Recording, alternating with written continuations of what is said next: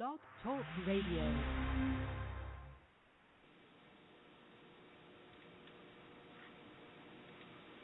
I think this situation absolutely requires a really futile and stupid gesture be done on somebody's part.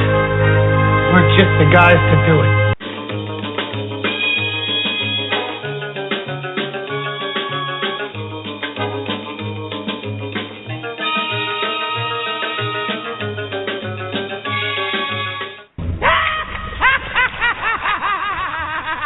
The fun has just begun.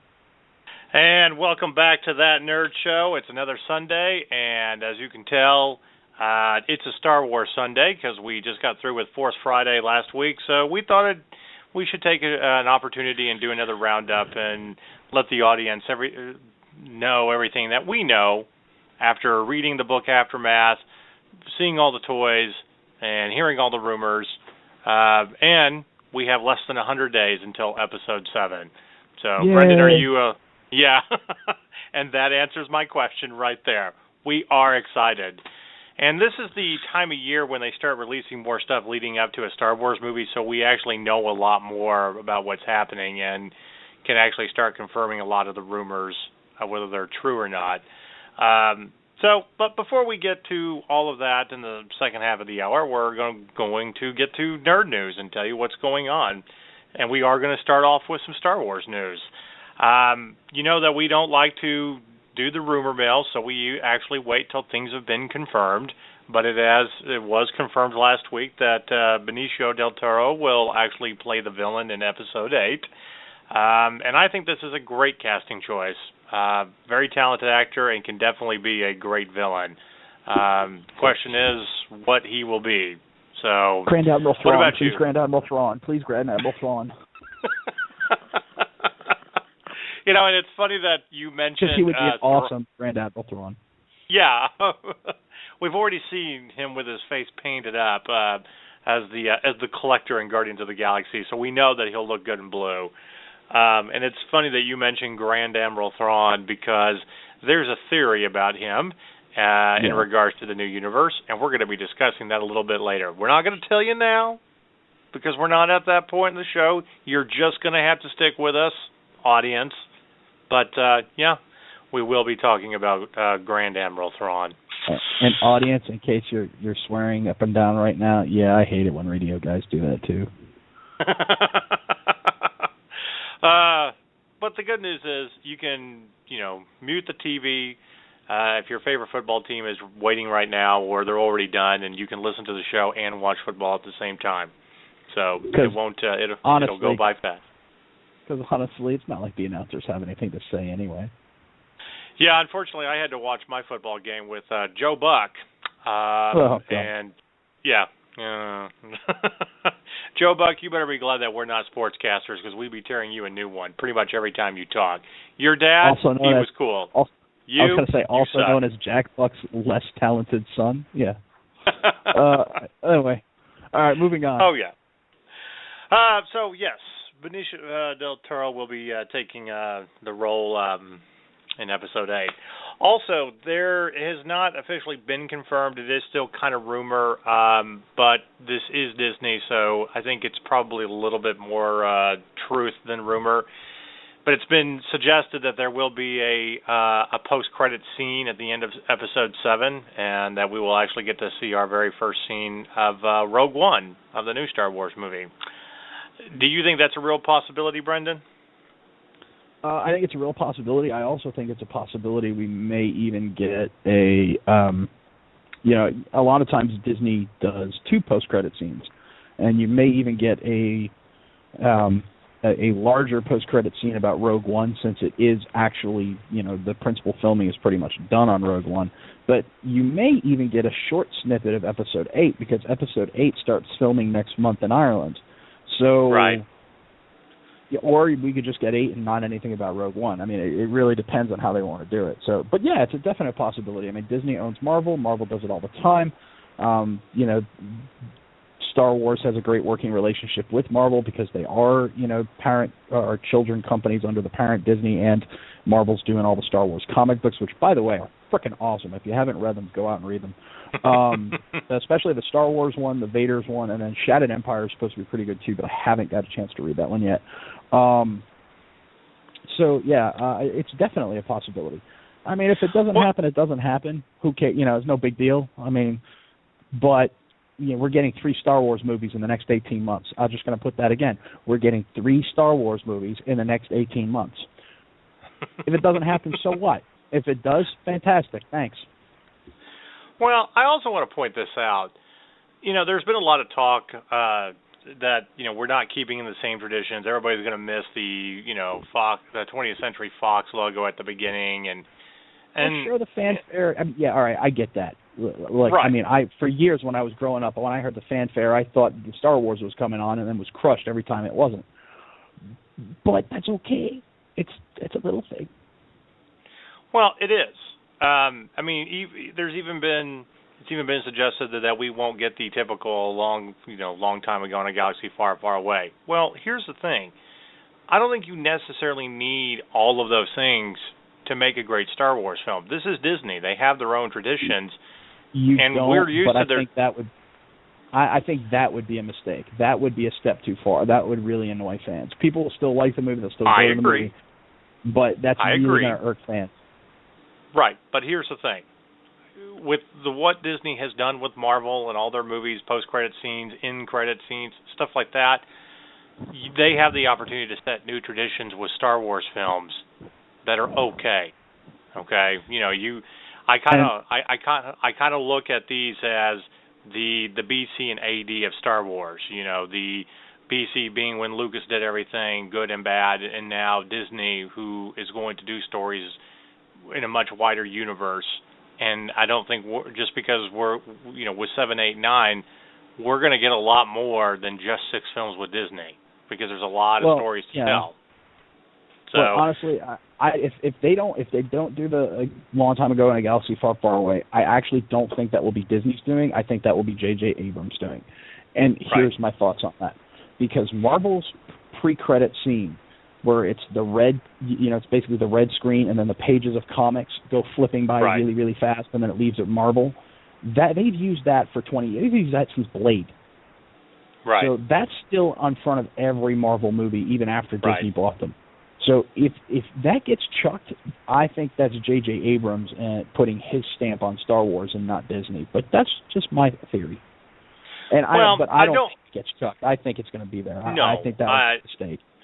But my whole point is, post-credit scenes and stuff like that, little teasers. I think that's a great thing to do, and it's fan and I service. think you should do right. So, speaking of more Star Wars news, it has been confirmed this week about the Force Awakens movie tie-in book, about its release date, and the soundtrack. And here's what I think is actually cool. Disney, in keeping everything secret, has made everything come out on the same day. You don't get the book 2 weeks early. You don't get to see what happens. You get everything the same day. And that's the way to do it. You mean no Obi-Wan's funeral? Right. Look, the book, I'm a little disappointed because I'm one of the guys that, yes, I will go buy the book first and read it within a day and stuff like that. And as much as I want to know about this film, it wouldn't ruin it for me. But, again, I'm also of the side that even though we're press, I don't think there should be any press screenings early. I think everybody should see it on the same day, fans, press, everything, and have those initial reactions, and nobody read reviews and all of that until after the movie's already come out.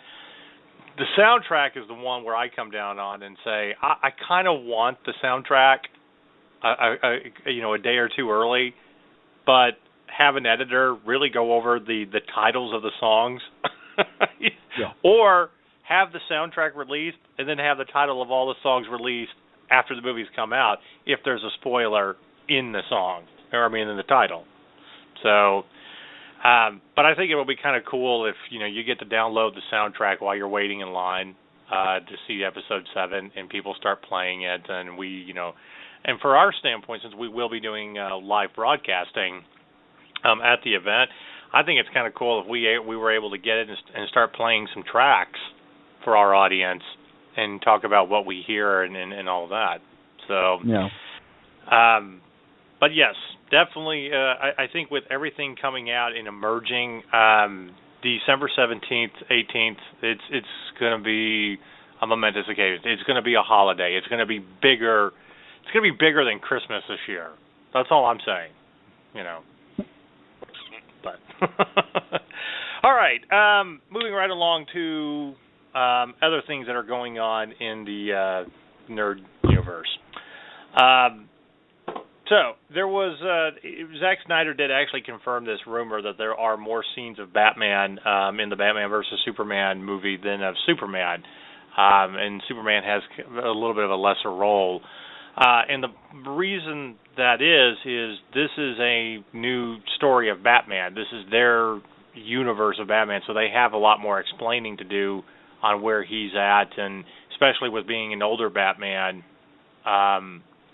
And everything. So for everybody that might be complaining, I mean, they're still on the bandwagon that Ben Affleck is going to be a terrible Bruce Wayne and Batman, and now we have to see more of him. Well, again, you have to tell the backstory a little bit in this movie without doing an origins movie, which we've done enough of those at this point now. Right. At this point, all you're doing is it's everybody knows who Batman is. This should be how Batman got to the point in his life where he is now at 40 and grumpy. Right. And from all the speculation of the trailer, it looks like that there was once a Robin who was killed, and that leads into the story of the Suicide Squad and stuff like that. So, I'm happy with. Yes. I'm now taking a picture of sad Batman and making him grumpy Bat. Oh, nice. Well, thank you. All I have to say is it's okay to tell with a backstory. We've done enough complaining. We were all at the pub one night when it got announced, and everybody just cringed and drank more when Ben Affleck got announced. And then we've kind of seen footage of him in the new bat suit and everything, and it doesn't look as bad as we thought it was going to be. So, this is not that big of a deal. For all the complainers out there, I think at this point you're just complaining to complain.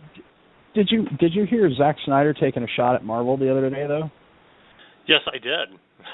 Yeah, and I'm sorry, Zach, but he's like, well, DC's characters are more iconic with Batman and Superman. I mean, they're not bubblegum characters like, I don't know, Ant-Man. Okay, yeah, way to take a swipe at the rivals by comparing the top of the DC pyramid to Ant-Man, who, first of all, they call him a flavor of the month. Really? He's been around 60 years.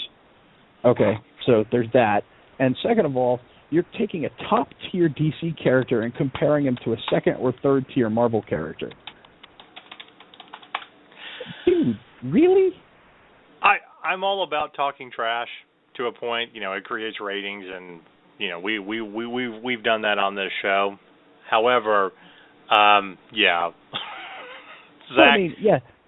Continue to do your thing. That's if you're fine. Talk trash, if you're going to talk trash, you got to talk trash. You got to go toe to toe. You got to go Batman, Superman versus Spider-Man, Captain America. Right. You can't, or X-Men, or any of the top tier. But freaking, you pick on Ant-Man, really, Zack Snyder? That's the way you wanted to go with that. Well, okay. Zack Snyder, you are correct that Batman and Superman are more rich and iconic characters than Ant-Man, because nobody gives a shit about Ant-Man. I mean, I didn't hate the movie, but it's like in the middle of all the Marvel movies. I think he'll be a nice thing to say. Yeah. I mean, I like both DC and Marvel, but damn, that was a douche thing to say. Like, who shit your Cheerios, dude? Well, sometimes people just want to start a Twitter fight for the sake of starting a Twitter fight, kind of like Lady Gaga. And actually, that's what we should start calling it. When you make stupid comments like that and take to Twitter, you're having a Lady Gaga moment. But anyway, moving right along to more casting and stuff. For all you horror fans out there, there's a new horror comedy series coming to CBS called Brain Dead, and Mary Winstead from Scott Pilgrim and versus the World will be the main actress in it. I don't know much, or we don't know much about what Brain Dead is, except that it's a horror comedy thing on CBS. Are they basically doing a remake of Dead Alive? Because Brain Dead and Dead Alive are the same movie. They just different European and American titles. I don't know, but anyway, a little bit more about her. She will portray Laurel, the daughter of a Democratic political dynasty who left Washington D.C. to become a documentary filmmaker, but is pulled back in the family business when her brother, the Senate Majority Whip, needs her help running the Senate office. Now a young, fresh-faced Hill staffer, Laura discovers two things. The government has stopped working, and alien spawn has come to Earth and eaten the brains of a growing number of congressmen and Hill staffers. Wait a minute. Time out. Are we sure this is fiction? Because this does sound an awful lot like our own government. I'm just saying. I don't... Just saying. Anyway, but yeah, it does kind of sound a little bit like Dead Alive or whatever. But you know what it is? It's to me, this sounds like the Faculty when they're all grown up and in real jobs, but they just are now, working in Washington D.C., which I still think the Faculty is a very underrated movie. But anyway. So, yes, for all you horror fans. And I'm sure Tim Helfrich will do a review on it and let you know how good it is since he is our horror expert and stuff. Okay, so my question to you, Brendan. I'm assuming you saw the first look at Hawkman and Hawkgirl in DC's Legends of Tomorrow. What did you think? I just saw the pictures. I haven't really taken a look at any footage if it's been released. Well, no, that's all I really did was just a photo. I thought the pictures looked good. It didn't look bad. I looked at them and said, "Hey, it's Hawkman and Hawkgirl," and that's I think kind of what you want to go for. Right. If I looked at them and gone, "Who the hell is that?" you would have had a problem. We had some fans, message us about it today or the other day when it was released, and I'm indifferent to the characters. I mean, I can't wait for Legends of Tomorrow. I think it's going to be a great series, but, Hawkeye and Hawkgirl, don't really get me all excited when it comes to superheroes. I remember having the toys when I was a kid, but, it just doesn't really go beyond that. However, that's cool. We've now, we've now seen everything. A little bit of James Bond news. The theme song is always iconic. I apologize to the fans out there. So it was finally announced this week what pop star or rock star will be doing the Spectra theme song, and it will be Sam Smith from Britain. So he's the new top guy. Basically, he's like the male version of Adele. So, I think that kind of fits within the theme. And he can sound dark and moody and make a good theme song. I think it really, while it's cool about people singing the theme song, it really does come down to who writes it more than anything else. Yeah. If you write a good song and you find a good singer, then, or a great song, but find a good singer, then, it's going to be iconic, no matter what. So that should be released here in the next month or so. So we should finally get to hear the theme song, and we will be posting that on our website. More casting news. Frank Whaley is joining Marvel's Luke Cage. He will be playing Detective Raphael Scarf from the comics. So there you go. And if you don't know who Frank Whaley is, he's pretty much been a character actor since the beginning of his career, kind of like a side stock character here and there.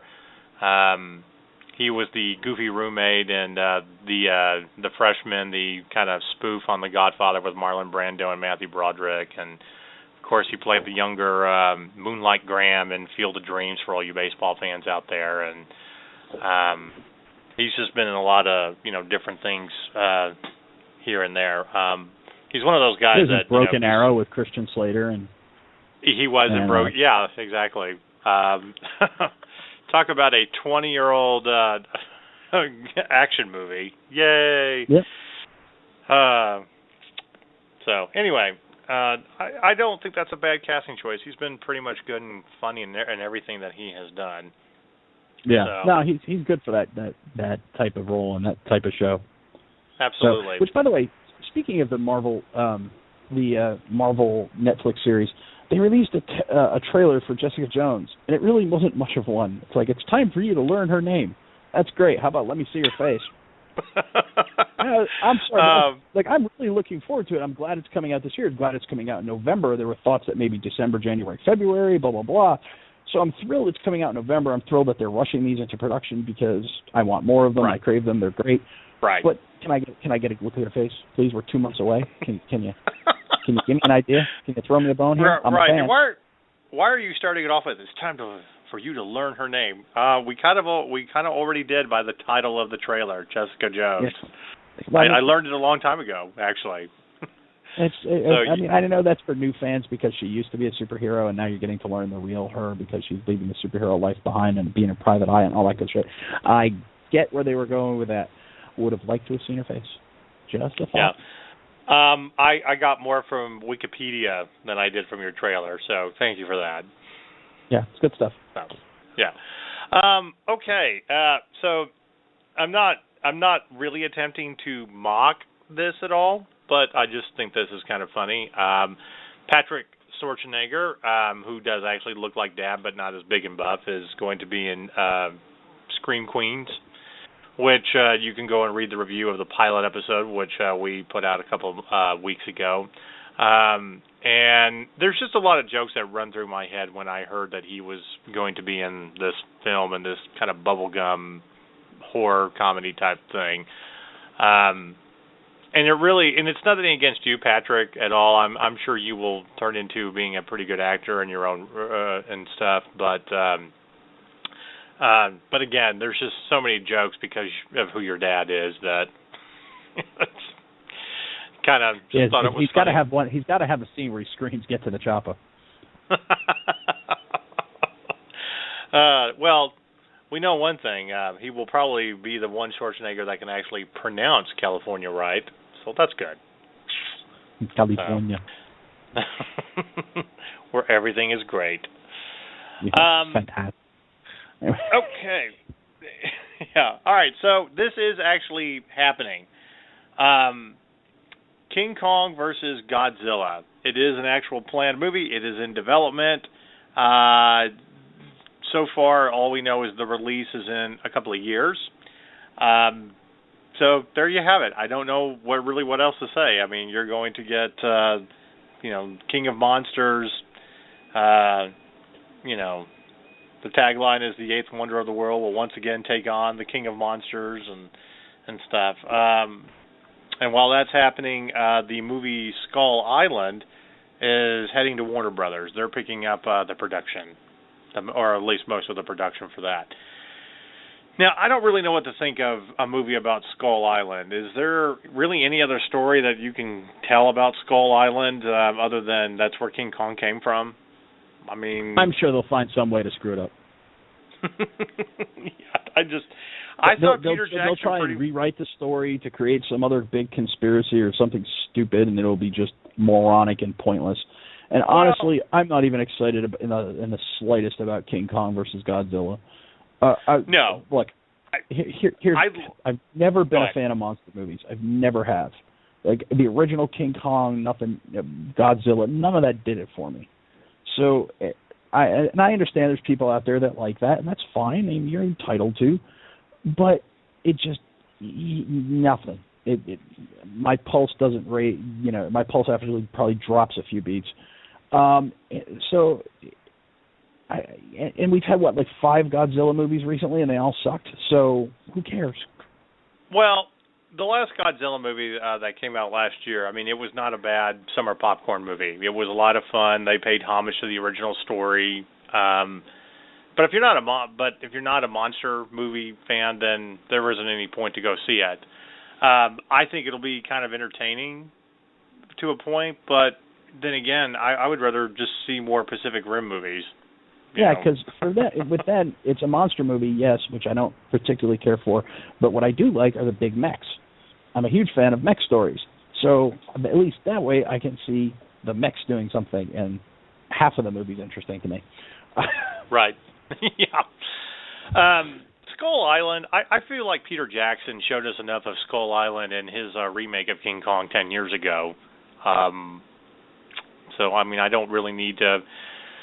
Well, in fact, I thought the original 1933 King Kong movie with Bruce Cabot, showed us enough about Skull Island. It's a mysterious island where evolution didn't quite catch up, and there's dinosaurs and large apes, and mankind intervenes, and I mean, what else do you really need to know? No. So, now, I mean, the only way this could, make me interested in it at this point is if Andy Serkis had a role in it. I'd be like, okay, well, yeah. No, it's going to be great because Andy Serkis is in it, and he's completely awesome at anything he does. But then again, if that happened, you just have too many Planet of the Apes jokes. So yeah. So yeah, that is happening. Now, quick little funny casting news. If you didn't read this about a week ago, everybody knows. At least I hope you know by now that they are doing a remake of Roadhouse because it's been 25 years, so why not? I mean, you pretty much already did when you made a straight-to-DVD sequel of it. But now you've actually made me kind of want to see it, okay? Because Ronda Rousey is going to be in it. And I'm willing to watch a movie just to see her kick everybody's ass. Here are my thoughts on this. I love Ronda Rousey. I hate Hollywood for doing this. We don't need another Roadhouse movie. We still have Roadhouse. Right. I would like to see Ronda Rousey do something that's hers. Now, I know Patrick Swayze's wife came out and gave it her blessing, Patrick Swayze's widow. Marshall Teague was on Facebook the other day saying that he thought it was a great idea, Marshall Teague played the guy that Dalton ripped his throat out at the end. And basically, if you've seen any action movie or action TV show from 1980 to 1990, you've probably seen Marshall Teague play a bad guy. He's good friends with Chuck Norris. He lives here in the Dallas-Fort Worth area. He was on Walker, Texas Ranger all the time. He was the shuttle mission commander in Armageddon. So, Marshall's done a lot of shit, and he's a really great guy. He's fantastic to talk to. He's great to the fans at cons. He'll sit and talk your ear off for 20, 30 minutes. Just a really, really nice guy. Right. So if they gave it their blessing, okay, fine. I'm not mad at Ronda Rousey for taking something because it's a big story, it's a big name, it's a big name movie. It's it gets her name out there. I understand why she took it. I just hate Hollywood at doing it in the first place. Right.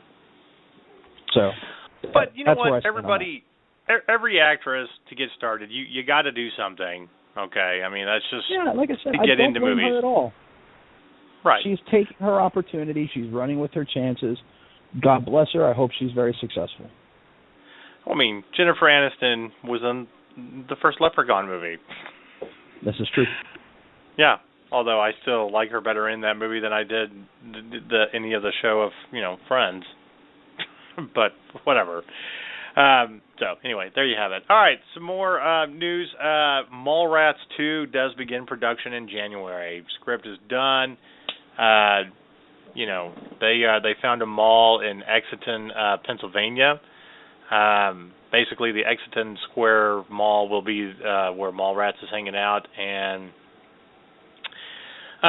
here are all of the people that are coming back. Jason Lee and Jeremy London are coming back. Ethan Suplee, skinny Ethan Suplee.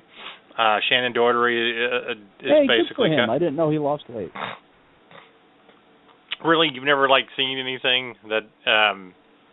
Yeah, I mean, he's been in quite a few stuff now as Maybe I just didn't recognize him because he was skinny. Pretty much, yeah. Michael Rooker, Renee Humphrey, Joey Lauren Adams, Siobhan Oles Thorson. About Claire Forlani. Yeah, she's coming back, and Good. Stan Lee will be in it again. Of course, Brian Johnston and Walt Flanagan. So I'm sure Walt Flanagan will play about 20 different characters, and Brian O'Halloran. I wonder if we'll get to finally see Walt Flanagan's dog. You know, that's the thing too. There has to be a scene when Kevin Smith is completely done where they do find Walt Flanagan's dog. We need to tweet out to Kevin somewhere you've got to be able to do that in your movies. Yeah. We might actually do that today to Kevin. So anyway, and of course Jay and Silent Bob will be coming back and doing mayhem in a mall, which will be awesome. So there you have it, Mallrats 2, and I think it's actually slated to come out sometime next year, somewhere close to Clerks 3 as well. I don't know which one is actually supposed to come out first. But as much as I like the original Clerks, I'm much more excited for Mallrats 2 than I am Clerks 3. Yeah, I think that'll be a very interesting sequel 20 years down the road. I mean, I didn't hate Clerks 2. I mean, it wasn't the original, but it was still funny because they were able to do more. And I think Clerks is one of those that, yeah, go ahead and round it out as a trilogy. And that's fine. But, you know, bringing everybody back from Mallrats just because you had, you know, so many people in there, and it will be kind of cool to see them come back.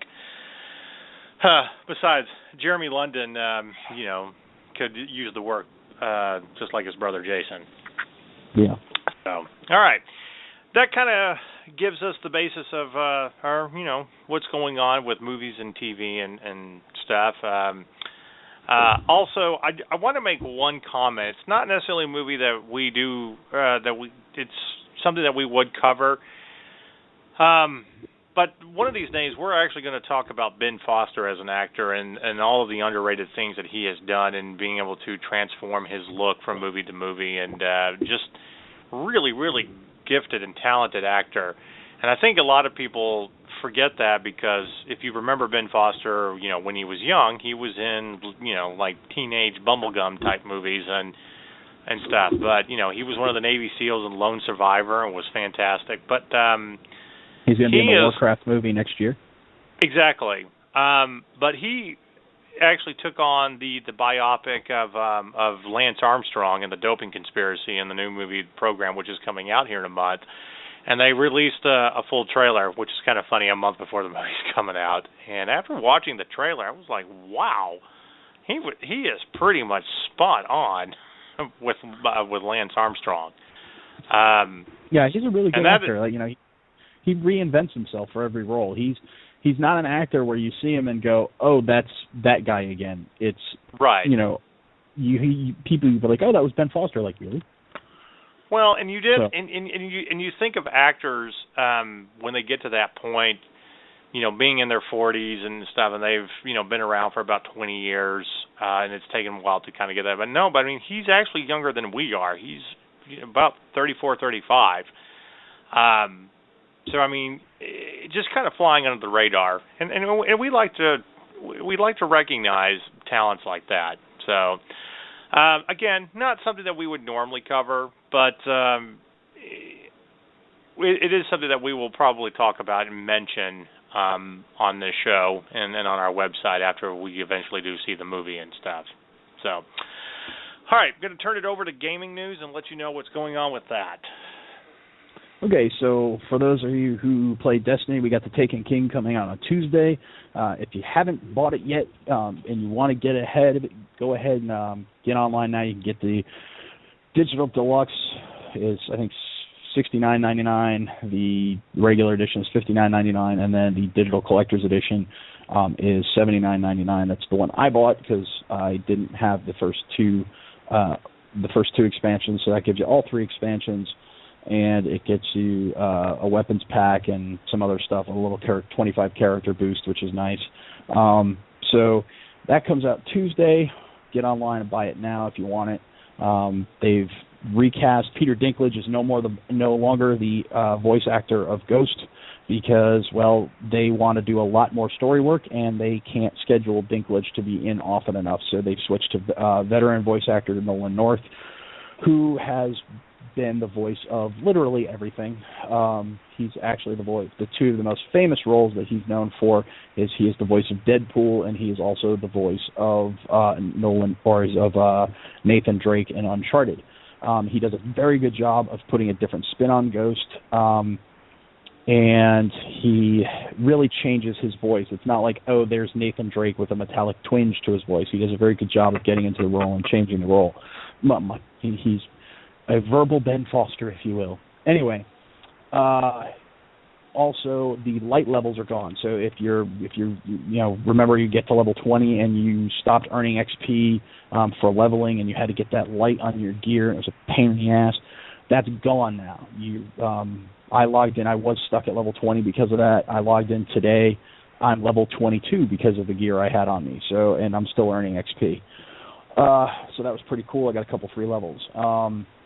And what else? Oh, and the real sad thing about Peter Dinklage being gone, and I love Dinklage, he's great, but there was basically a drinking game where you took a shot every time Dinklage voiced some words, lines of dialogue, and it sounded like he had no frigging clue what he was talking about.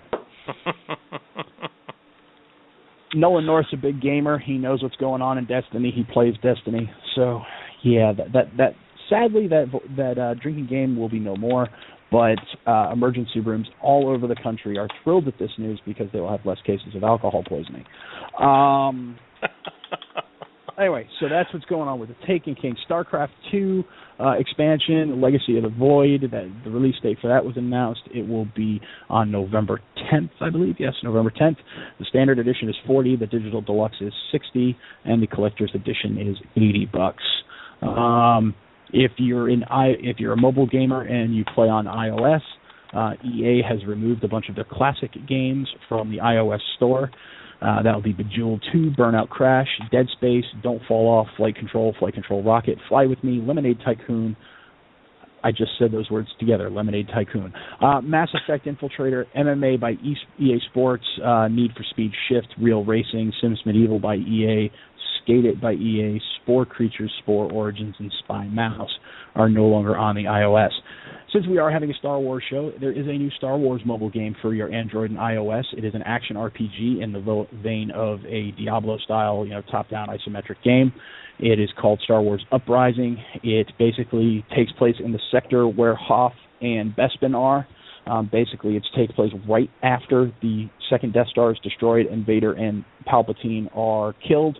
The governor of the sector has put an iron blockade around the sector, not letting anybody in or out, and he is basically he's doing an ostrich head in the sand moment that, the Emperor's not dead, Vader's not dead, everything's fine, and he's he's ruthlessly taking out anyone who says otherwise. So now you've got smugglers and gangsters and noblemen and a whole bunch of really weird people coming together to make their own little rebellion in this sector against this governor. So it looks like it's a pretty interesting story. I've got it downloaded. I have only played the tutorial.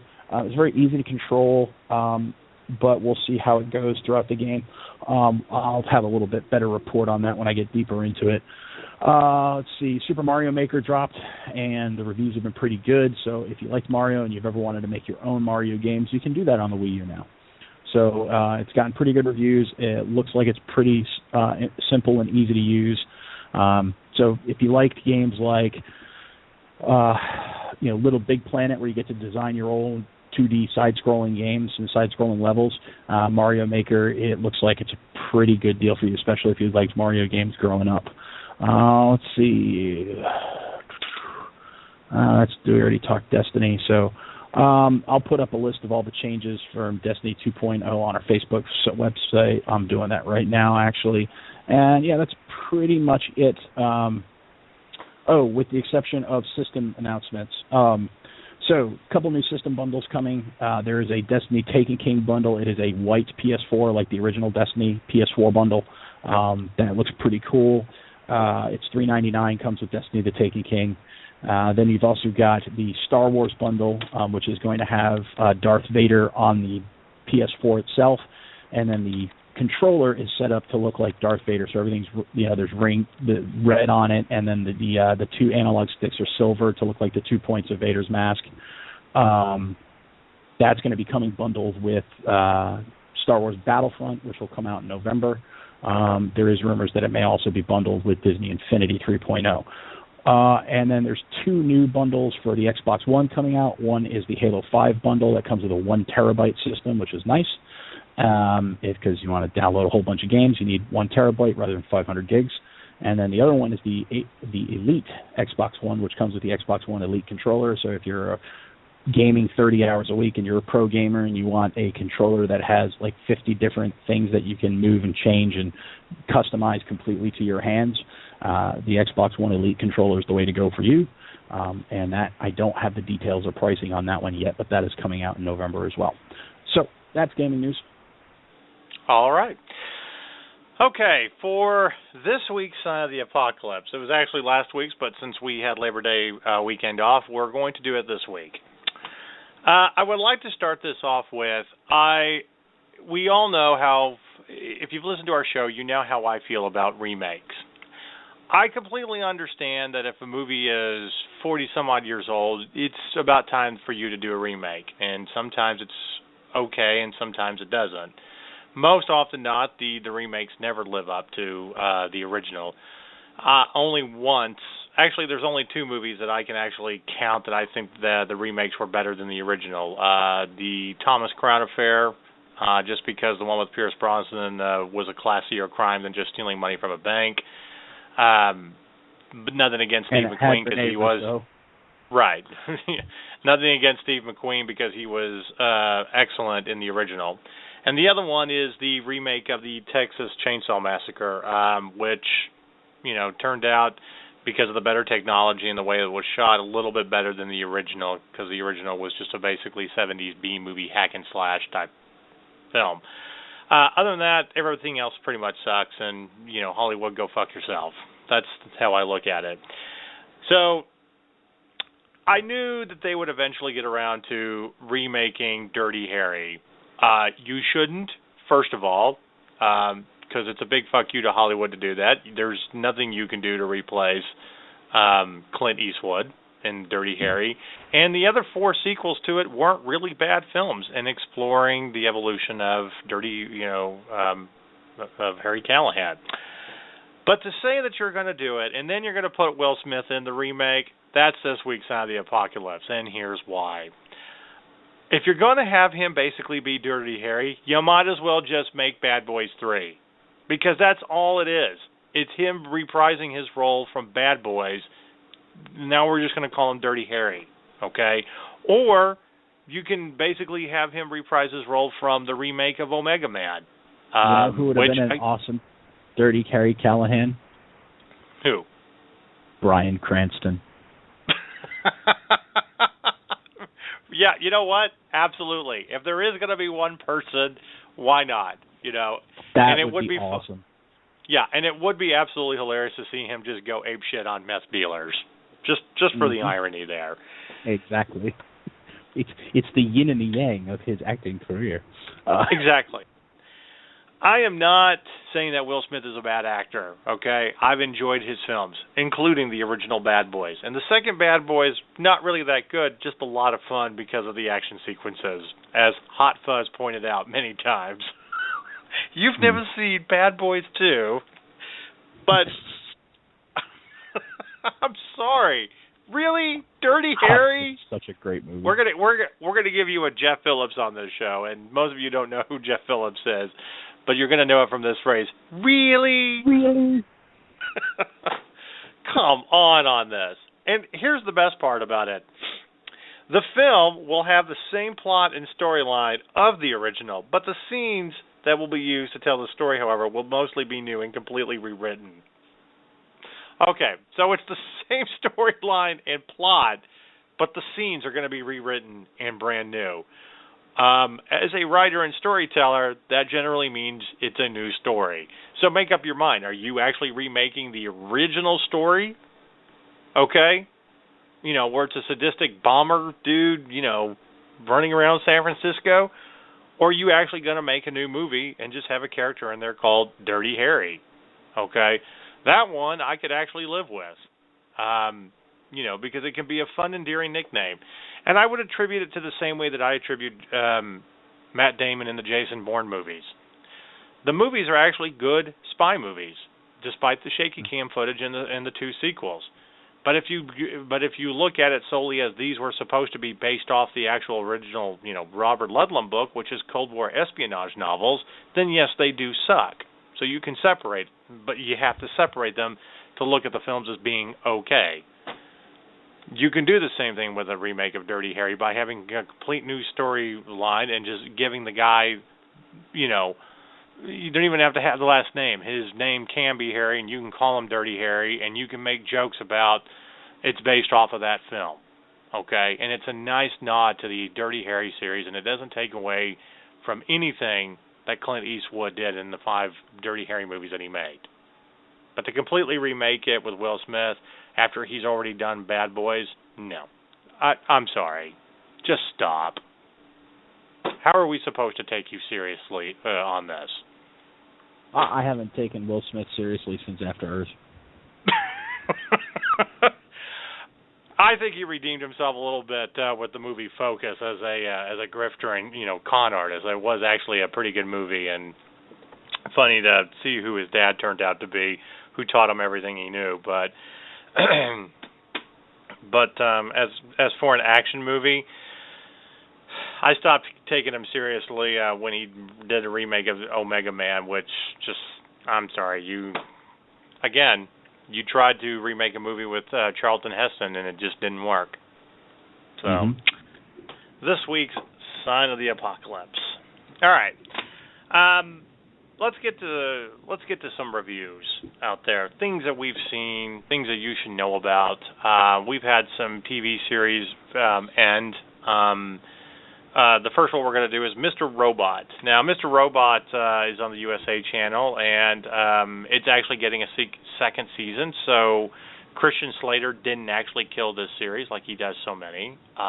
So congratulations, Christian Slater. We're proud of you on that. This, you know, if you've watched the show, it's basically about a bunch of hippie leftist hackers trying to take down big, evil corporations. And they don't even come up with a clever name of the big evil corporation that they're going after. It is actually called Evil Corp. Which, you know.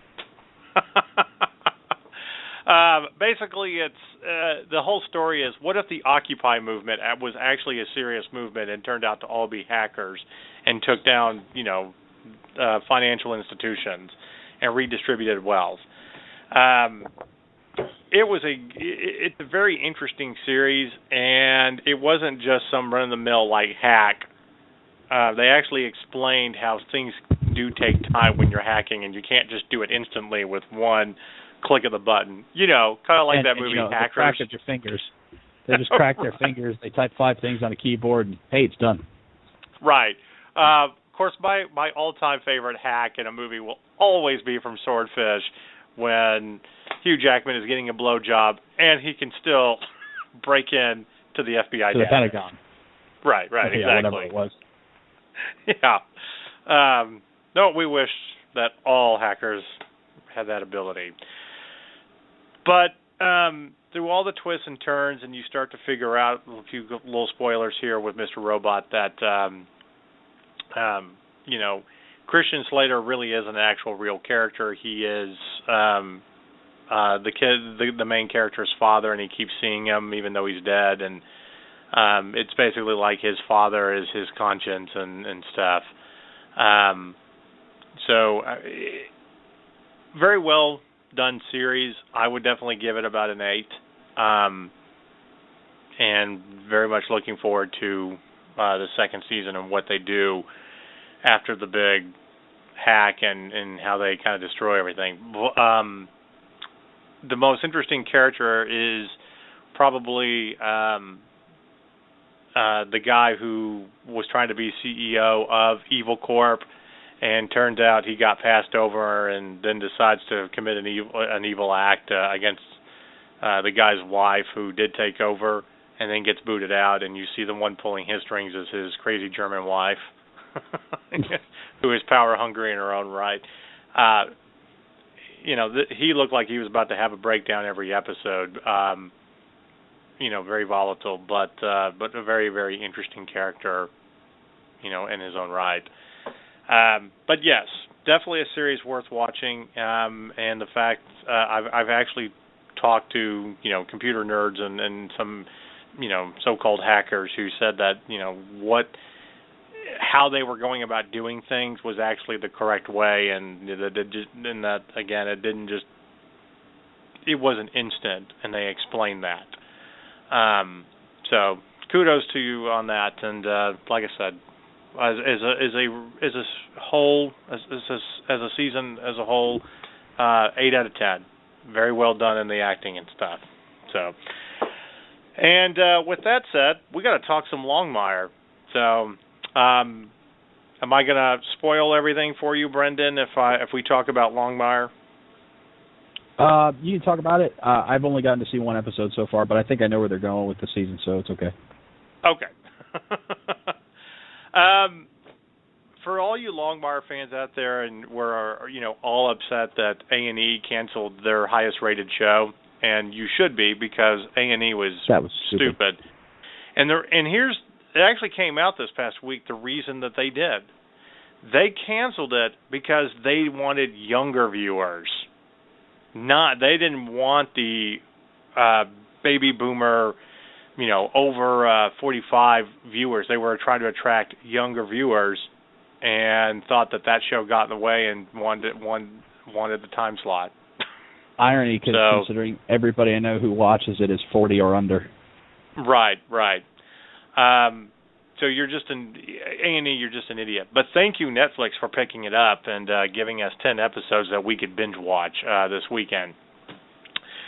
I was complaining that the trailer they released actually gave away a major plot point and gave away the big surprise ending from last year, and it really didn't. So I take back what I've said and might have tweeted out or anything about this since Thursday. It was fantastic. I won't say that it's perfect. I will only give it a 9 out of 10, but it's about damn near perfect in what they did in tying up the threads and yes, I will spoil this. I think a lot of people were hoping that Branch wasn't that he didn't actually get shot and wasn't dead or anything, and unfortunately that isn't going to be a case, and I apologize to the fans out there if you haven't binge watched it, that I've ruined that, but they also wrap up that storyline about 4 or 5 episodes in, but how that whole thing gets settled and the truth that comes out was magnificent, and 2 great actors facing off at one another, basically at gunpoint. That whole scene in that episode was just, like I said, it was brilliant. Robert Taylor, Gerald McGraney, I applaud both of you for how you pulled off that scene and how you guys worked together to do that, because it made the show a lot better. Hats off to you from that nerd show. But the way that and of course, you get down to the end of the season with another surprise ending of what's going to happen, and now we don't even know for sure if we're going to get a season 5, and if Netflix is going to be able to, or want to do that and tie up everything. If it does well, Netflix is very responsive. The demand for Daredevil Season 2 was strong. They're like, well, we might get to a Daredevil Season 2 after we do all the others, and then people are like, no, we want it now. Okay, let's do it now. So they're very responsive. So if, the market calls for it, and that's one thing I like about Netflix is because they're not tied to a season schedule, because they're not tied to, advertisers and commercials to get their revenue. They're very flexible, and they can do things on the fly. Right. And it gives them an advantage over traditional television. And if we don't get another season of Longmire, it's because we didn't want it enough. That's really what it comes down to. So if you want to see more Longmire, tweet at Netflix. Hey, let's do, hashtag season 5 Longmire, Well, and here's the thing. I've read some of the other reviews, like, from IGN and other places. Excuse me. Nobody is giving this season anything below an 8 at all. Right. I mean, it has been that good. There's been some points where it's dragged a little bit, and that happens every season, but it wasn't all over the map like Season 3. I mean, I think Season 3 was probably the worst out of the Longmire seasons, with Branch going crazy and all that, but at the same time, you start seeing the grander conspiracies about what happened with Walt's wife and stuff. The one thing that made this season is the people that you love to hate, like Joseph Nighthorse in The Building of a Casino, or Matthias, the police officer on the reservation that's always going against Walt and jurisdiction. They brought more out in these characters where you're like, wow, they aren't so black and white, actually. There's a lot of gray there, and you kind of feel sorry for them. And pivoting to, there is one character who is strictly bad. This is the bad guy, and he's ruining everybody's lives. And now we're all going to gang up on you, okay? And we're going to actually start, Longmire and these guys will probably start being, allies. And so I'm glad that came about. And while I do this review, for all you Longmire fans out there, the actor that plays Joseph Nighthorse, here's your little trivia for the day. One of his very first movies was with John Wayne, and that movie was The Cowboys. He played the older Hispanic kid that was always going up against all the other white kids. So, yeah, that's him, all grown up, kind of an old man now, 40-some-odd years later. And The Cowboys is one of the best movies John Wayne ever did. So, anyway, my only complaint is, again, having this cliffhanger season when we don't know whether we're going to get a season 5. If you're going, this is a show that you have to wrap up somehow. There has to be, you have to kind of tie these loose ends together. And the addition of Allie Walker, who a lot of you may remember as the ATF agent from Sons of Anarchy, she was a cold-hearted bitch from that series, but that you love to hate. She was great as a veterans counselor in this show. And since Brendan and I are veterans, I'm going to point out there's an episode titled "Help Wanted," dealing with veterans issues and veterans not getting the medical treatment they need, and what a few of them are willing to do, basically playing Robin Hood, committing crimes and stealing drugs to help veterans who need the help, because the government won't do anything. So I want to applaud the writers for that and bringing a real issue to light for veterans, because you did it in a great way. It's a very, very touching episode, and it's a great little epilogue by Allie Walker, is saying that while I don't condone crime, I understand why they're willing to do what they do. And, these guys are willing to suffer the consequences to help fellow veterans because their government will ignore them.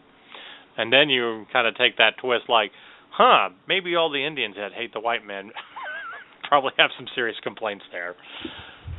So, anyway, great series. If you are not done watching it, you should get done watching it as soon as possible. In my book, it's a 9 out of 10. Also, Katie Sackhoff, you're hot as ever in this show. You should wear more sleeveless shirts and stuff that accentuate your figure. I'm just saying that's a good look for you, with cowboy boots in this show. So. Any look is a good look for Katie Sackhoff, let's be honest. That's true. I mean, it pretty much is. So, all right, one more quick review. Kind of a week old, but we're going to talk a little bit about the show. Transporter Refueled. Yeah, it's a 6 out of 10. It's okay. It's car chases, hot women, but it's not Jason Statham, and that's the worst part about this film. Nothing against the guy who replaced him. He did okay, but you were totally overshadowed by Ray Stevenson, who played your dad.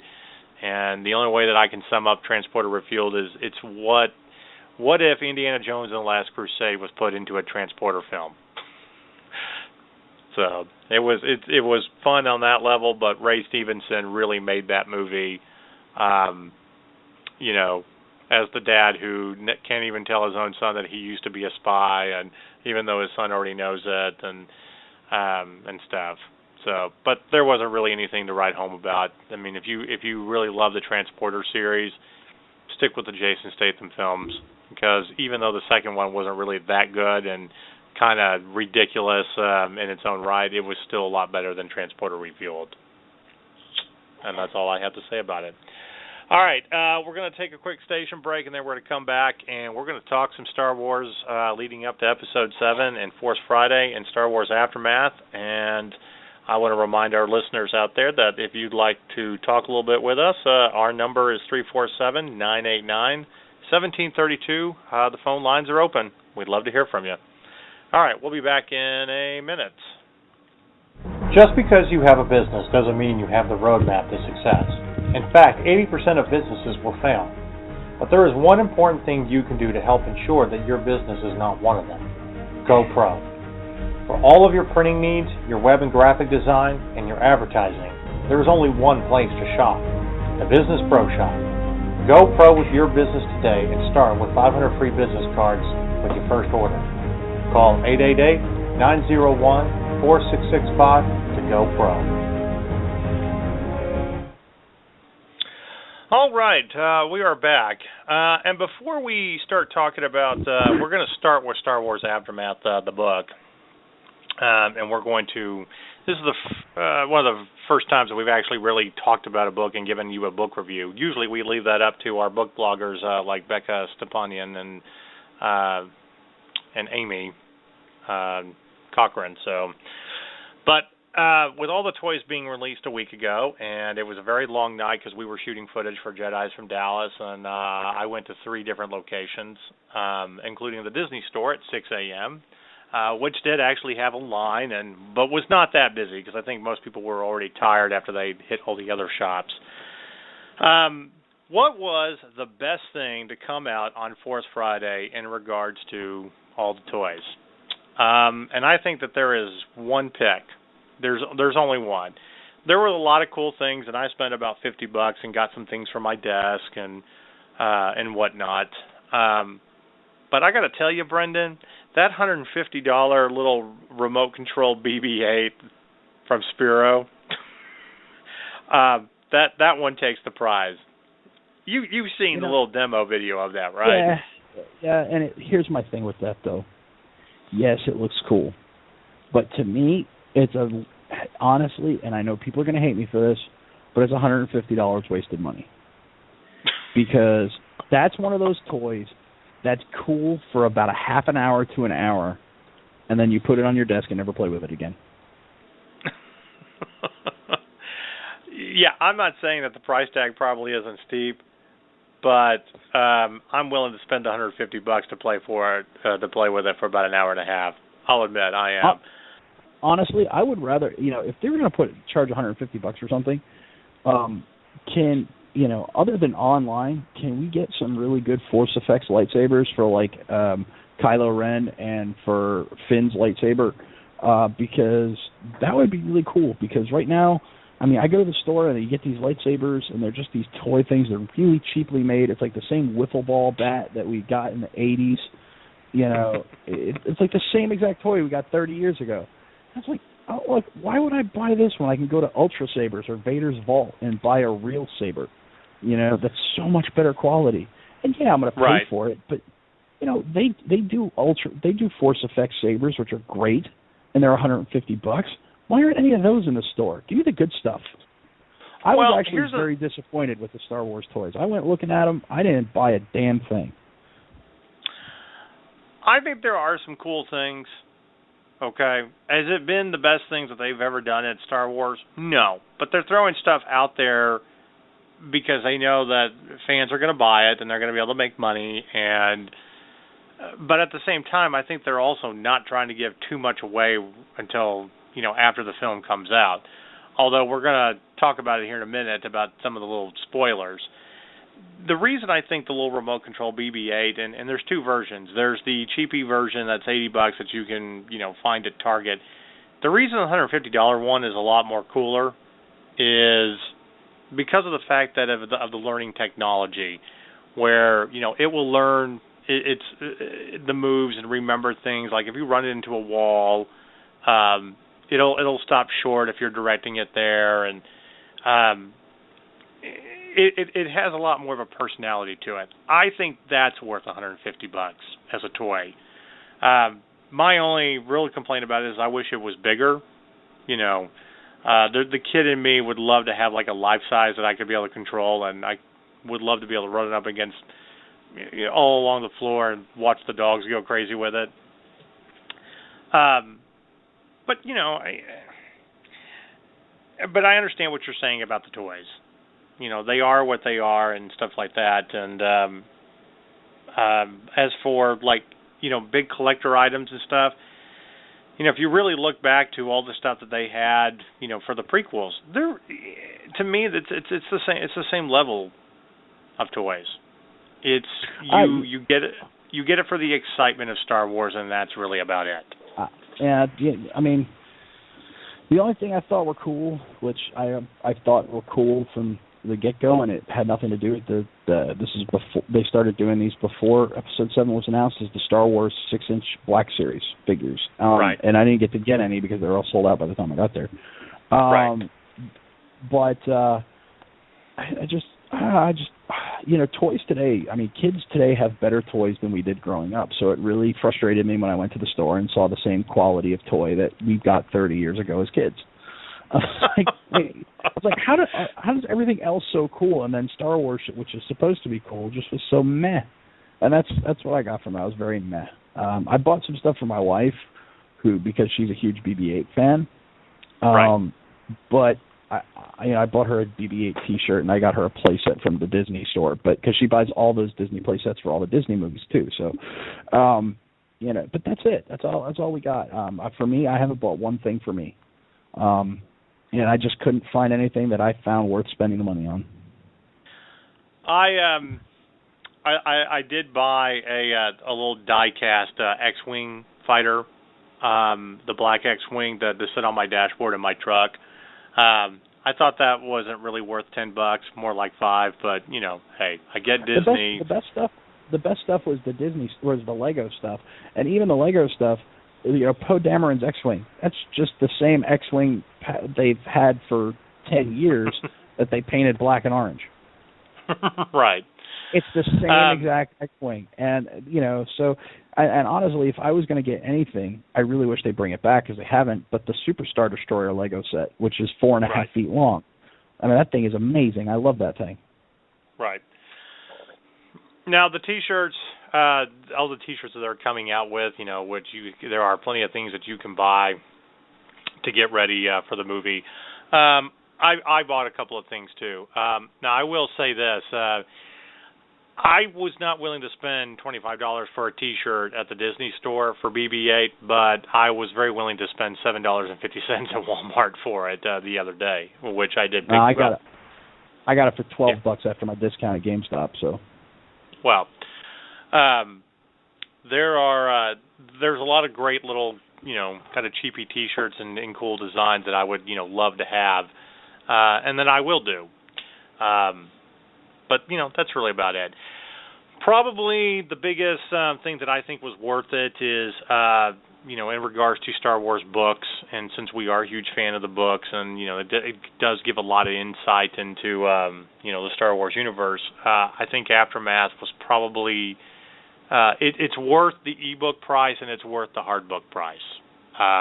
So we're going to jump right into talking about Star Wars Aftermath, which kind of the beginning book here of leading to Episode 7, The Force Awakens, and setting the stage for what happened and where we are within the universe. Because there's a lot to explain. And that's kind of what we're getting into. So we'll be talking a lot of theories over the next 50 minutes. First, I want to say this about the book. I actually very much enjoyed the story. I thought it was great in its very many shades of gray about war. We think after the Return of the Jedi that just because they're having a party and taking stormtrooper helmets and making them into drums and blah blah blah, that the war is over, and that is very far from the case. There's a lot that is happening all over the galaxy, including not wanting to believe that the Emperor and Vader are dead, and what the Empire is going to do, and people rushing to take power after the Emperor is dead. So just because you won a very lucky, decisive battle doesn't mean that the war is won. And the rebels really aren't that equipped to keep going a whole lot longer, even though there's going to be a war.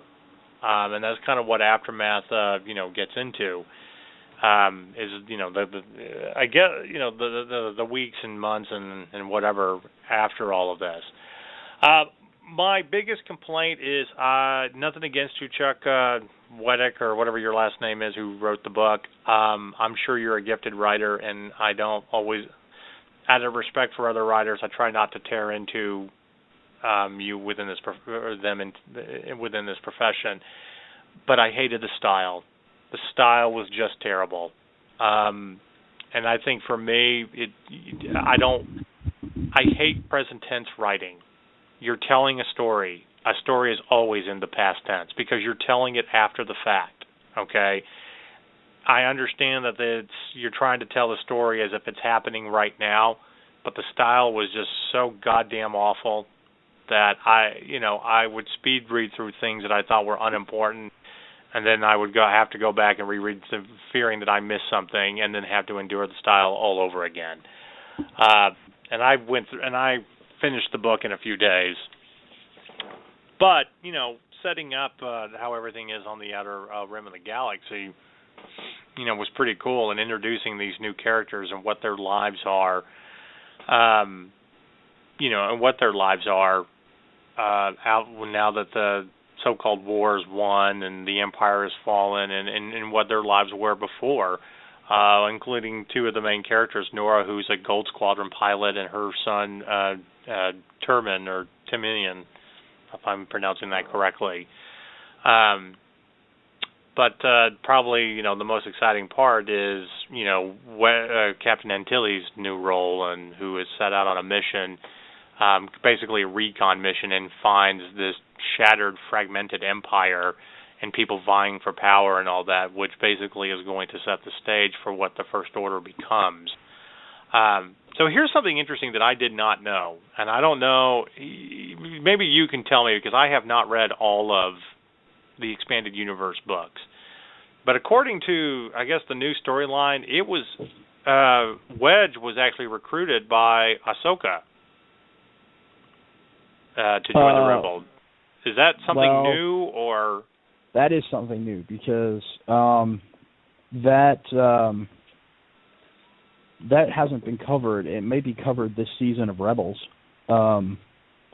because Ahsoka is going to have a much more prominent role in Star Wars Rebels. Right. And I would be interested to know when that happened, because Wedge Antilles, for those who don't know, House Antilles is one of the noble houses of Alderaan. Yeah. So we know Wedge was part of the Alliance in A New Hope, but yeah, I'd be really interested to know when that occurred, because it would. Everybody's assuming Ahsoka's going to die before Rebels ends, which they all thought the same thing about the Clone Wars, and then they found a way to keep her alive till Rebels. So right. It'd be very interesting if Ahsoka's still alive and running around somewhere, and she just wasn't in the trilogy. So that could be. Well, And her story is something that I would love to see explored more. I mean, I'm glad they brought her back, but, you know, after she chooses to leave the Jedi Order after being falsely accused in her trial, you know, and there's that and it's a great scene, too, that episode in the Clone Wars when she leaves and Anakin sympathizes with her and she, you know, goes off and all that. You know, what's happening? Because that's essentially, you know, a 15-year period between when she's introduced in Rebels. You know, she's basically a smuggler, someone that's playing behind the scenes and all of that, and somebody that obviously survived, you know, Order 66. As we all know that some Jedi actually did, hence, you know, Rebels. But I wouldn't be surprised if, you know, she would have survived the entire thing and still be alive right up to The Force Awakens. Or even if she dies, there's something that happens along the line.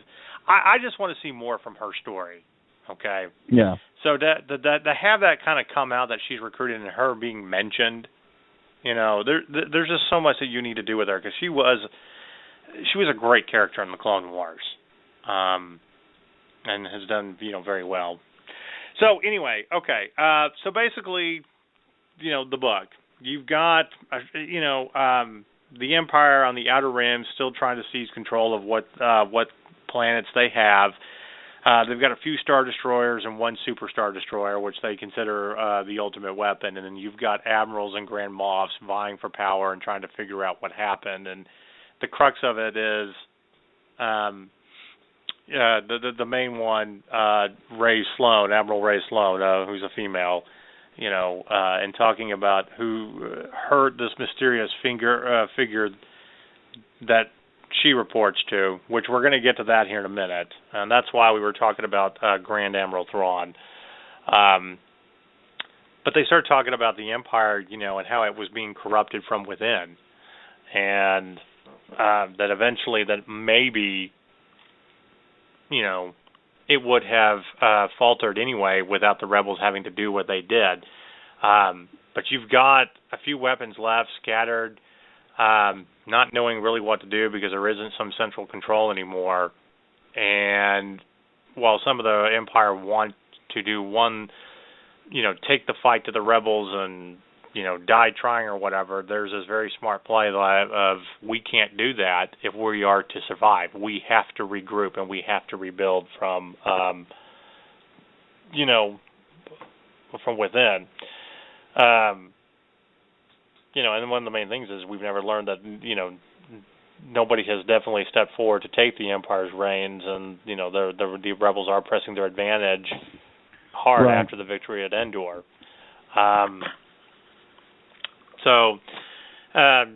Anyway, we'll get to IGN actually had a great list, and we're going to go down this list real quick, talking about the 9, you know, things that we've actually really learned from Aftermath that I think are important to the journey to episode 7. The first one is we talked about the Empire was in bad shape and corrupt and being corrupted from within and all of that. And you also have there's a character in there who's basically a self-appointed Grand Moff. He was one of the Emperor's closest advisors, and apparently a dark side follower, Ruthless Handful, and of course some other people. And this dark side follower, lets off clues that he had some tendencies of the dark side. But I think it should be noted that they actually talk about now that the Sith are finally gone, because if you have the rule of 2, you've got both of them that are dead now, so there are no more Sith. But you have people that are enthralled with it, curious about it, about the dark side. And while and it depends on how much of the EU they're keeping or how much of the spirit of the EU you're keeping too, because while Palpatine, they only had 2, he was constantly searching for someone to replace Vader because he knew eventually Vader would try to kill him, because that's exactly what he did to Plagueis. And he was also constantly training people, not necessarily in the ways of the Sith to be a full-on Sith, but he was constantly training people in the ways of the dark side, and you can see that through the Inquisitors in Star Wars Rebels. So you had the Inquisitors, and then in the EU you had the Eyes of the Emperor, which were Imperial agents. You had they had the Mystics that were kind of their whole deal was like trying to see through the Force and see the future and be oracles for the Emperor. So you had a whole bunch of different dark side trainees, which are now eager to fill the power vacuum. Well, and see, this is where this is, and this leads into one of the most important things that we learned from the book. There's a scene in there where basically Darth Vader's lightsaber has been found and being sold.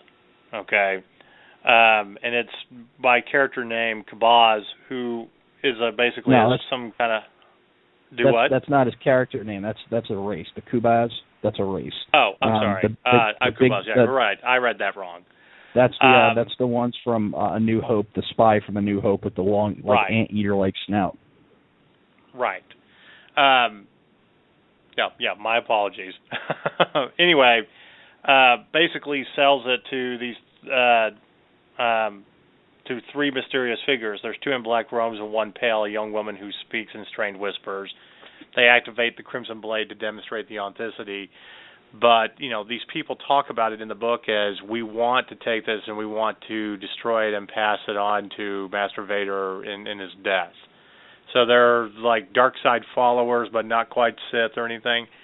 I think what makes this important, and what we already learned about a month ago, was that Kylo Ren is of a race known as the Wrens, the Knights of Ren, which I know sounds like a bad Monty Python joke, but I would have chosen a different name just because I have Monty Python in my head. But but apparently these people are the ones taking up the mantle. They're not Sith, but have the dark side or the new powerful beings like Sith or whatever, like Inquisitors and stuff like that.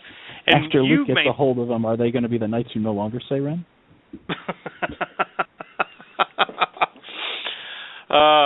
Well, sorry. See, like I said, it's too easy to confuse it with Monty Python jokes. Yeah. Just as long as we have some people that are the Knights that say knee. Anyway, again, it's important because we already know that Kylo Ren is searching for artifacts, and there's the burnt mask of Vader, which is being seen in the trailers and stuff like that, and all of these things hold some importance to these people and their attachment to the dark side and all of that.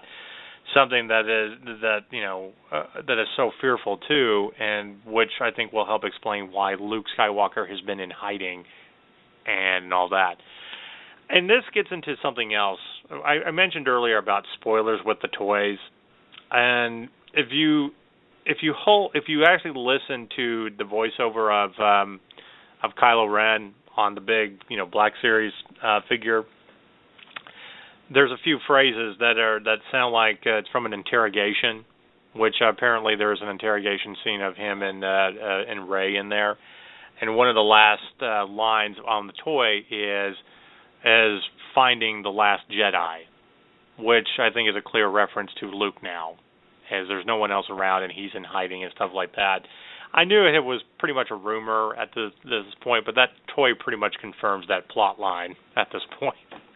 And which I don't really care for that. I hope it's wrong. 30 years on and he's the last Jedi. He hasn't trained anybody in 30 years. Well, that doesn't, wait. That doesn't, just because he's the last Jedi doesn't mean that he didn't train people and that there wasn't once a Jedi Order or something. It just means that he's now the official last Jedi and there was a tragedy and something happened. Oh, because we haven't done that before. Well, there's a lot of things we haven't, look, they're already doing enough nods to A New Hope. There's a mysterious figure that's going to follow the hero's path that's living in a desert community, not aware of her destiny. The only difference is it's a girl, and finds a lightsaber, and they're off on an adventure. I mean, I don't personally care because I think the movie's still going to be great. but it's not like these same storylines haven't been reused in and everything. So, but I'm hoping it's not. Well, anyway, we'll see. Yeah, we'll see. Anyway, and apparently another thing is Jawas have found Boba Fett's armor, so which gets back to the whole theory of whether he is dead or not dead and whatever. He's at this Schrodinger's point. Fett. Do what? He's Schrodinger's Fett. Nice. Little joke there. Well, he's both alive and dead until somebody makes a story about him. Well, there you go. There's battle droids that come back, and there's one named Mr. Bones, and he likes to kill people. Which I thought the whole little battle droid storyline in the book was kind of funny. But he's not like timid and sarcastic like C-3PO. He actually will kill people. So there you go. He's what battle droids should have been. Pretty much. Quite honestly. Yes. Yeah.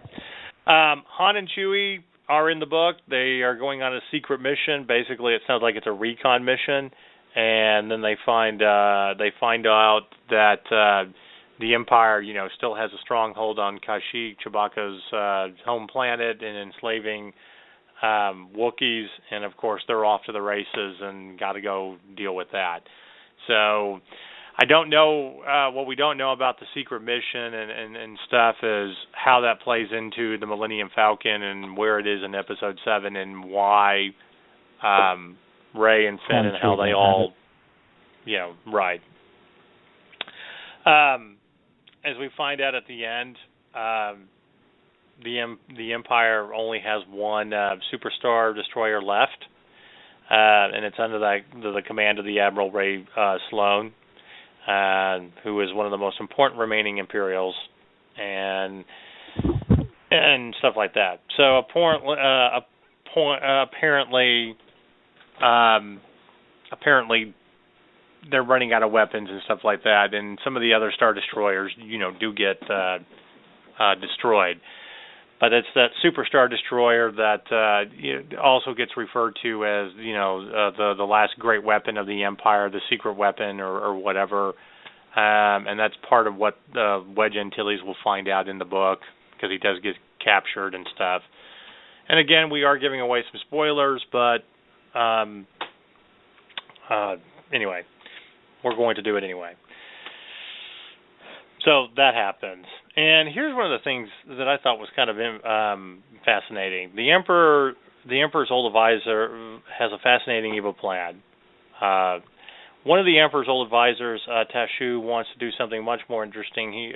According to what IGN was writing, he wants to retreat beyond the edge of the galaxy into uncharted space and study the dark side in its pure secrecy.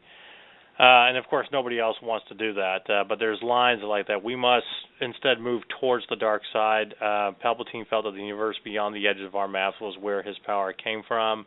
Over the maps, over the many years, he with the had sent men and women beyond known space. They built labs and communication stations and distant moons, asteroids, and out there in the wilds. And basically, he's saying to all the remaining Imperials, we must follow them. We must seek the source of the dark side like a man looking for a wellspring of water. And gee, who was that guy that Palpatine sent out beyond the brim of known space that came back after he died? Who was that guy? He had blue skin.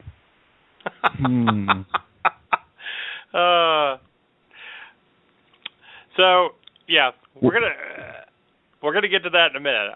We're keeping you interested, but yeah. But there's some interesting things about Thrawn, and of course, Mon Mothma is now the Chancellor of the Senate and takes over, and they're worrying about whether she's making a serious mistake by not throwing all their resources out to destroying the remaining forces of the Empire, and also helping planets on the Outer Rim. So that happened. And I love the headline of that one. Mon Mothma might be making a horrible mistake. And this is what really endears us to Star Wars, because a politician might be making a terrible mistake. So close to our hearts. Yeah. the last one, there's actually 10. There's something from another article, too, that I wanted to point out. But there's another one here where, Luke is not killing younglings. That's basically the title of this section. And we're like, well, that's good. This is another Boba Fett situation. We're not told who the certain character is, but there's enough clues to reasonably assume Wendig is writing about Luke Skywalker. The author is writing about Luke. A few young boys are driven to an Imperial academy, presumably based on a later conversation to begin training as stormtroopers. When they arrive, the building is burning, and the New Republic soldiers are standing guard with them as a man known only as the Rebel. And the boy asks the Rebel if he killed the ones who were going to be baby stormtroopers. The Rebel says, of course not. He tells the boys to go home, essentially to not pursue the dreams of leaving home and fighting for something greater. And one boy responds that he doesn't want to go home. His parents abandoned him. And, of course, the young boy with no parents and he's a young boy with no parents and big dreams. But the Rebel asks the boy he will go if he can't go to the academy, and the boy responds, nowhere.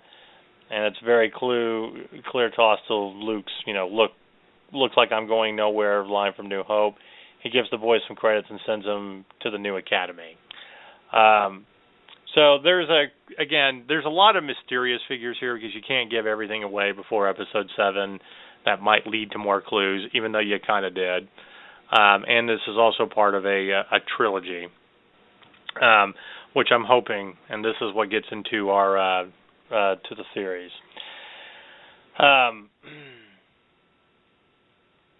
So anyway, apparently Luke may or may not be in there. I don't know. Okay. So we're going to talk about the end, and this is what we were leading up to with Grand Admiral Thrawn. And thank you, IGN, for actually talking about this. Aftermath ends with this big mystery, and I'm reading. It's an epilogue. In the epilogue, it sees Admiral Ray Sloan standing on the bridge of the Ravager, which is apparently the Empire's last superstar destroyer, and she discusses the future with an unnamed fleet admiral. They discuss the defeat, the weaknesses, and the flaws within the Galactic Empire, and it's of course it should be noted that this fleet admiral was the one that talked about it being corrupted from within, and and at the end of Grand Moff Pandian, who was another person vying for power, surprised to learn the fleet admiral is still alive. Pandian knows he survived because Sloan implies the Emperor has another last weapon beyond Ravager, which, if you've read any of the plot lines of Episode 7, there is a great weapon that the Empire has, and then, of course, the Rebels have another one that they're afraid to use, much like a nuclear bomb, but are being, their backs are against the wall, so Leia has to decide whether she's going to use it or not. The fleet admiral, he matters. He is somebody, he is significant, and he matters to the future of Star Wars, okay, with all of this. And, again, somebody pulling the strings and has this grand plan. And they basically do kind of go off into deep space. The first time I read that, I thought, wow, are they Cylons? Because that sounds very much like Battlestar Galactica.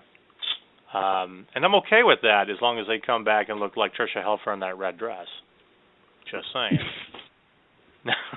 But anyway, there are 3 theories going around about who this mysterious figure is. And the first theory is we're going to discuss Grand Admiral Thrawn, which, go ahead and explain to our audience who Grand Admiral Thrawn is, if they don't know. All right, Grand Admiral Thrawn was one of the few non-humans to rise through the ranks of the Empire, and they did so in spite of the xenophobia of the Empire because, well, Palpatine knew talent when he saw it. The dude is a tactical genius and could basically defeat anybody in a fleet engagement. And he was the one that basically there's a lot of theories tying Grand Admiral Thrawn to the Yuuzhan Vong, which came in the New Jedi Order books from the old Legend series, so of the EU. So what happened is basically Palpatine and his Force Mystics get a vision of this enemy coming from another galaxy into this galaxy, and in order to prepare for them, he sends a fleet beyond the known edges of space into the unknown regions and out of the actual galaxy. and he sent his very best commander, Grand Admiral Thrawn. Well, of course, when you're that far out of contact, the news takes a long time to get to anywhere, so they finally get the news of the second Death Star's defeat and the Emperor's death 4, 5, 6 years after it happens, and he comes back to fight the new Galactic Republic. And he kicks their ass for 2 or 3 books. It's called a lot of different things, but they call it the Hand of Thrawn, or the Heir to the Empire trilogy is what it's called. Right. But it's by Timothy Zahn, and it's a really great trilogy of books. It's really what put the EU on the map as far as good fiction. And everybody's really hoping that this is going to be Zahn, or this is going to be, bringing in Grand Admiral Thrawn, because it is the very best of what the EU was. And there's a lot of trash in the EU, but there's a lot of good stuff too, and this was the best of the best. It was the cream of the crop. So we're really hoping, a lot of EU fans are really, really hoping that they bring Thrawn in, because they have said they are going to use certain things from the EU. As much as I hope that's the case, I don't think it will be, because I think the second rumor in that article is the correct one. So I'll let you explain what the second rumor was. Right, and we'll get to that one in a moment. Actually, we're going to call it the third rumor, since we think it's probably on par with what Episode 7 is. But the second one is just that it's an unnamed, mysterious figure that we haven't heard about yet that plays a major role. I will say this about Grand Admiral Thrawn, and I cannot remember, because I have not read the books in forever, but they never really defeated Admiral Thrawn at the end of that Heir to the Empire trilogy, right? Or did they? No. Yes and no. Yeah. I mean, they did. They won, but it wasn't a outright, defeat. But it was, it wasn't a Japan unconditional surrender at the end of World War II victory, but it was a victory. Because he doesn't actually die or anything like that, does he? I don't remember him dying. He might. Hold on, I have to look it up. It's been 15 years since I've read the books. Yeah. Let's see. Well, all I'm saying is, I like the idea of this person coming back. I've always been disappointed that we haven't talked more about Thrawn, except really within this trilogy and parts of the expanded universe, because it's a great storyline, and it does set up the future of what can happen, and what has happened over the course of 30 years leading to Episode 7, and why there's a First Order and a new empire threatening, and all. And one of the things too to realize, to think about is, we think just because the rebels scored a victory and reclaimed the Republic, doesn't mean that the same things that plague the Republic aren't going to still be there, and that there aren't going to be people trying to corrupt it from within and trying to take power and all that. I mean, it's very much a Romanesque type of story, and there was always somebody trying to be the supreme dictator and take over and all of that. Hence all of the emperors throughout Roman history, until it finally crumbled onto its own 1,000 years later. But my point is, having Thrawn come back from the edges of space, having that be part of the storyline and stuff, I think it's a great storyline, and I would love to see him be in movies. I'd love to see what happens and stuff like that.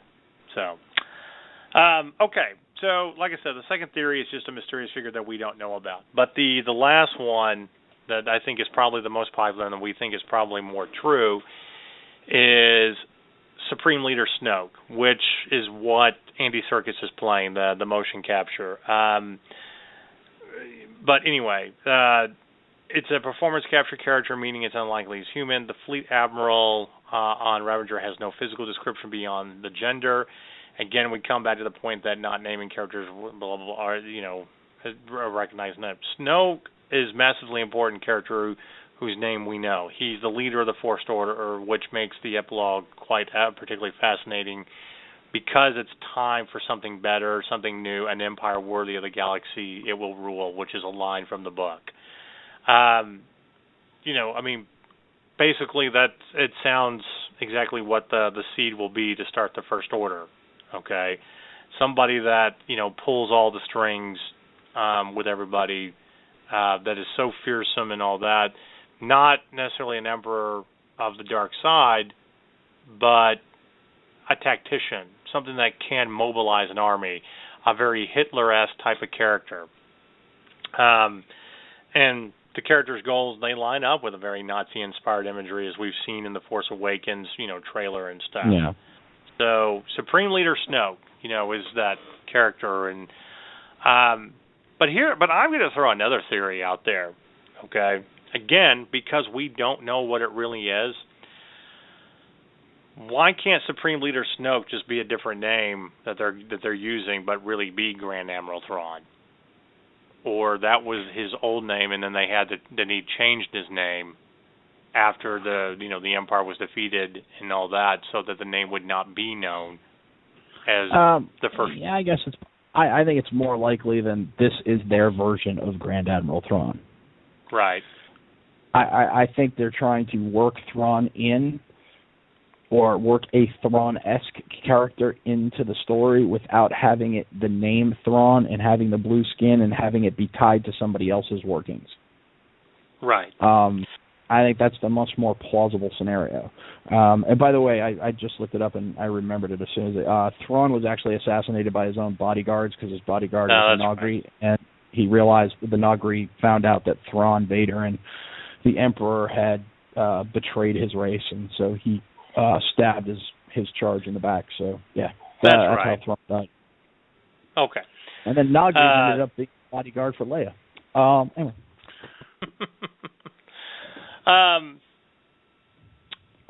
Anyway, like I said, the book does open up exactly the seeds to, I think, what will become the First Order. Okay, the Empire going off and all that. And I make the comparison to Battlestar Galactica because that's what made the story so fascinating was, you have your first Cylon war, you win, and then the Cylon go off, and you think they're going to live in peace somewhere else, and you're never going to hear them, but you always send an emissary at a neutral side to wait for them. And then when the Cylons do come back, oh, well, we've waited 40 years, we've hatched a plan, we're going to kill all of you. And we've been infiltrating you for a while and stuff like that. And while I know it would be a reused storyline, it's still a good one, okay? Again, there's a lot that can happen in 30 years. And it is very conceivable also that even though this empire goes off, they do come back at some point, and there's always tensions going on, and there's very much like a Cold War. Because you've talked about it before, that there's a lot of planets, and the book talks about it too, that like the Empire because of what they got. They got more from the Empire than they ever did from the New Republic, so of course they're going to side with it. And trying to fold everybody into, one peaceful galaxy is just impossible. I mean, you were dealing with those themes in the prequels. They couldn't get plans on the Outer Rim. So, you're talking about people that kind of abide their time. And I'll throw another theme out there, too, kind of a modern-day theme that we see. And I'll use the country of Russia as an example. We have this Cold War with them, standoff. They rot from the inside. Communism falls, but here we are, 25 years later, and they have a leader who is, pretty much like a Stalin-esque type of character, trying to square off against the U.S. and trying to build back the Russian regime, and now tensions are high again, and they may not be our ally. It does happen when you have people that want to wield power. It does come back around, and maybe something actually happened to, we know that it's the resistance, we know that that's basically that's what they're called. The Rebel Alliance is the Resistance now in Episode 7. So we don't know what battles have occurred or what has happened to where they're having to fight for freedom again, or fight against a galactic empire or something that happened. And I think that's kind of what makes this book even a lot more interesting, as you see the seeds of all of this, of rising up. And again, if you want to get into a history lesson and stuff, Germany after World War I, thinking that it would never happen again, and the Allies screwed themselves over with the treaty, and so pretty much. And Treaty of Versailles was just a huge mistake. You had nations who were living through poverty and charismatic leaders who said they could make the countries rise out of the ashes, and it gave way to fascism and crazy people, which started a whole other world war over 20 years later. And I think in a lot of ways that's kind of what this theme is you defeated this empire, but you didn't do everything you were supposed to do to really make this great and peaceful, republic. And a lot of people are siding with, well, these people seem better because they can give us stuff, and you can't. So now you bring an all-out world war, or you've had a series of wars going on forever.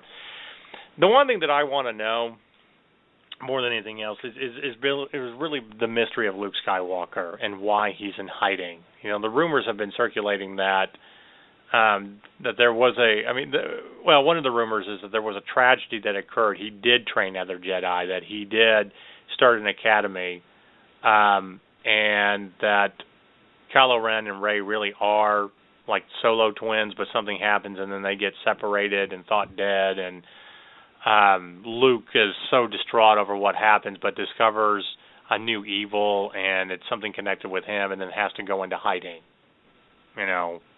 I don't know how plausible that is, but it could be one explanation. And maybe honestly, you see I'm at the point now where every rumor I see, I close down that window, because there's so much shit going on out right now. The closer we get, there's going to be 10 more rumors every day, and half of them are going to be BS, and half of them might contain a kernel of truth, but they go way off bounds, and so I'm just sitting here. I don't even want to see a story trailer at this point. I'm just like, you know what? Don't tell us anything else. We've got 3 months. We can make it. We've got 3 months and 5 days. I can live with it.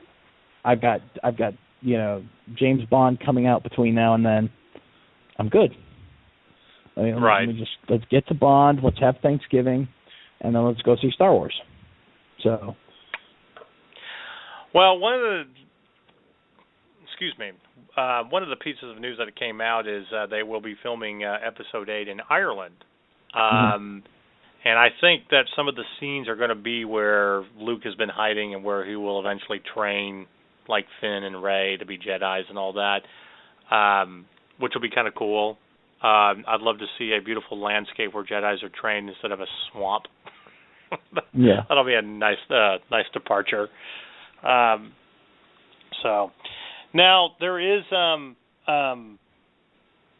one question I wanted to ask in regards to General Hux, who Domhnall Gleeson is actually playing. If there is, he's actually looks fairly young in the book,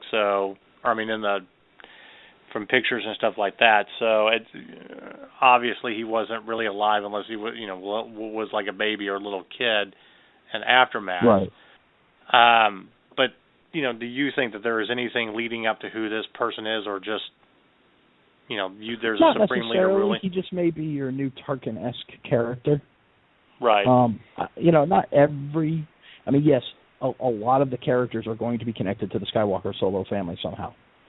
Right. But not every character has to be. So he just may be, just a really talented young officer who rose through the ranks quickly because his acumen demanded it. Right. So no, I don't think he's necessarily connected to anybody. hell, he may even, and if they do want to connect him to somebody, maybe he is Tarkin's grandson. Who knows? I mean, I don't know if Tarkin had kids or not, so I haven't read the Tarkin book yet, so maybe he did. But, maybe he's Tarkin's grandson, and that's the connection. That would actually be kind of cool. That would be a nice nod to Grand Moff. Yeah, if his name is Tarkin. actually General Hux Tarkin. Yeah. That would be a very nice nod to everything. Well, like I said, I mean, Aftermath, it gives us fragmented pieces of everything, and I think, like you mentioned earlier about the comics. Yeah, like for example, in the Shattered Empire, the ones that I'm about to start reading, I know two of the main characters are essentially, they haven't outright said it, but it's pretty freaking obvious. The two characters are Poe Dameron's parents. Right. And the female lieutenant who plays his mother is an X-wing, or was an A-wing pilot at the Battle of Endor, and his father was like basically Republic Ground Forces Special Forces, and he was a sergeant in the Special Forces for the Republic Ground Forces, and that's the parentage of Poe Dameron. So there's a lot of connections there. I mean, there's a lot of good stuff in the comics. Actually, I've enjoyed the comics more than I've enjoyed the books so far. So really, Marvel has said, okay, we're taking Star Wars, and so we're going to put all our best people on it from an art and a story standpoint, and they've really done a good job. What is the deal? Do you know the deal with C-3PO having a red arm? Have you gotten that far yet? I haven't, but I know that's going to be covered in one of the comics. So they did announce that, yeah. Which I thought was kind of interesting. The one book, and I kind of flew through it, and I was like, was the Luke Skywalker one, his first solo mission. I like the. It was very yeah. Yeah, I like the idea of 3PO narrating and telling the story and remembering what happened with Luke. But no, that wasn't 3PO narrating. That book was from Luke's point of view. That was still first person. Well, which one is it that had 3PO narrating? I don't know, but the one where what the hell was the name of that book? It's his first solo motion, and he one of the pirates that's one of the characters he has a lightsaber duel with or something. What is it? What the hell? It was very. I can't remember the title because it wasn't very memorable. Heir to the Jedi. Is that what it is? Heir to the Jedi was. Well, that's the one I'm thinking of, and it's basically he doesn't have a lightsaber duel in it.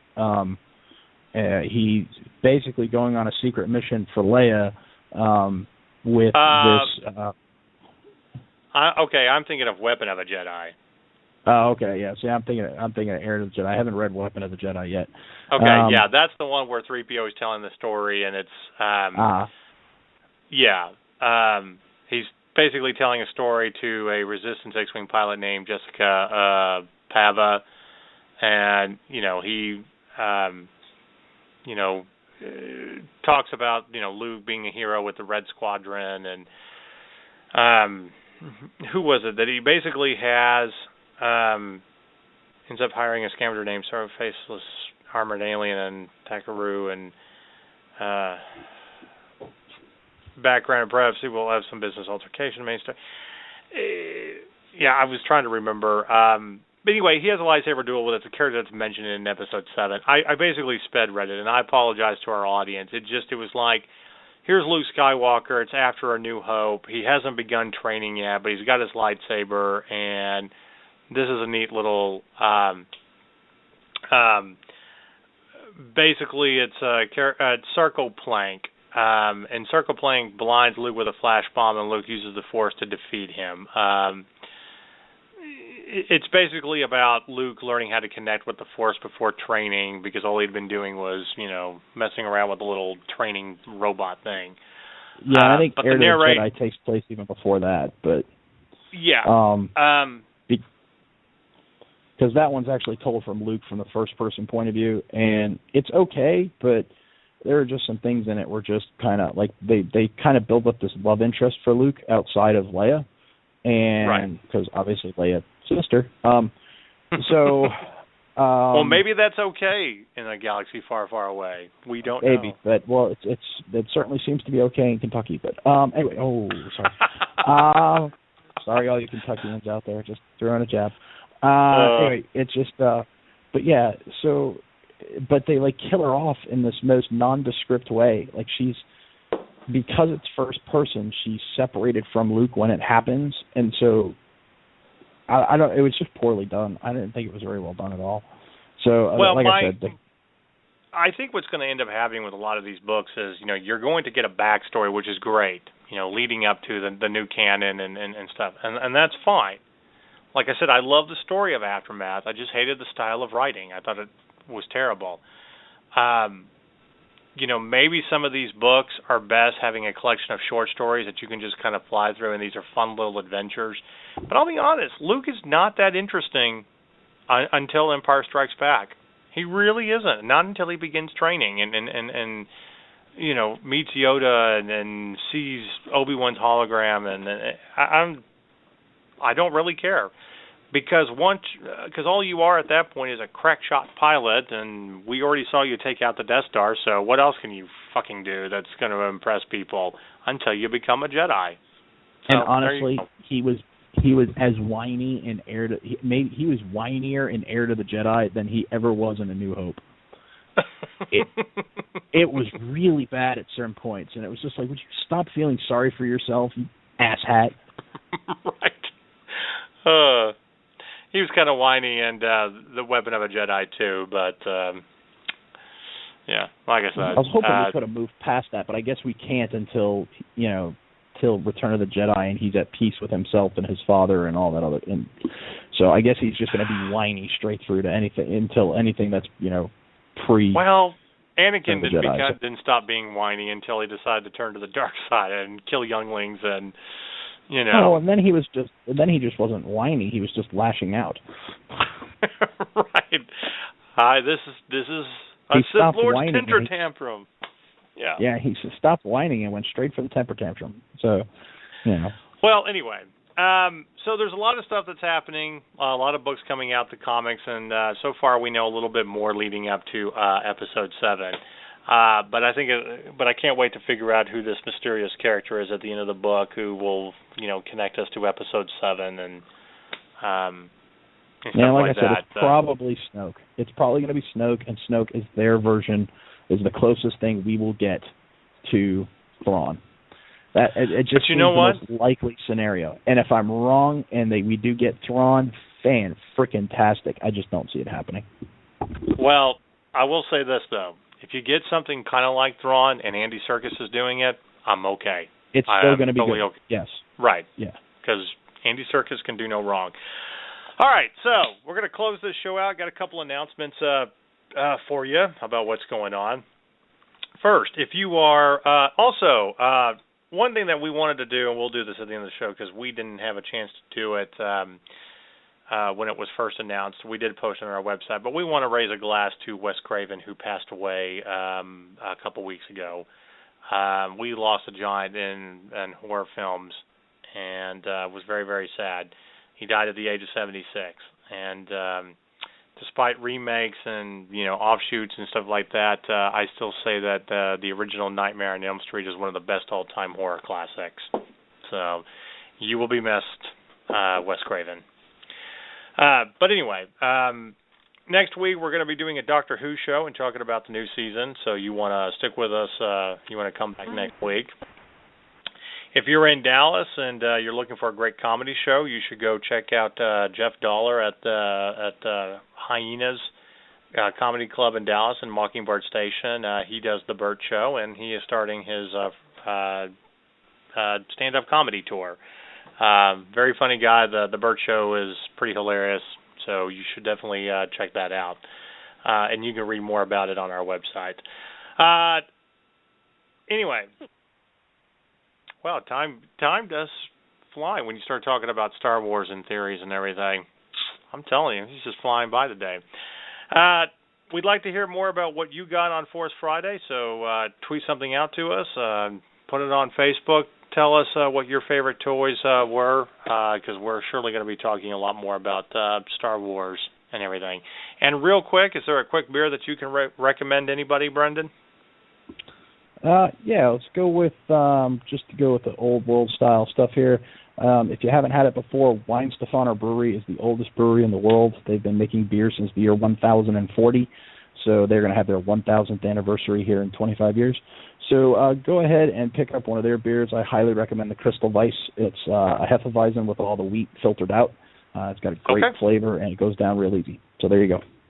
All right. Well, fantastic. All right, everybody. We are going to be back next week with our Doctor Who show. But stay nerdy this week, and we are out of here. Goodbye, everybody. Play more games.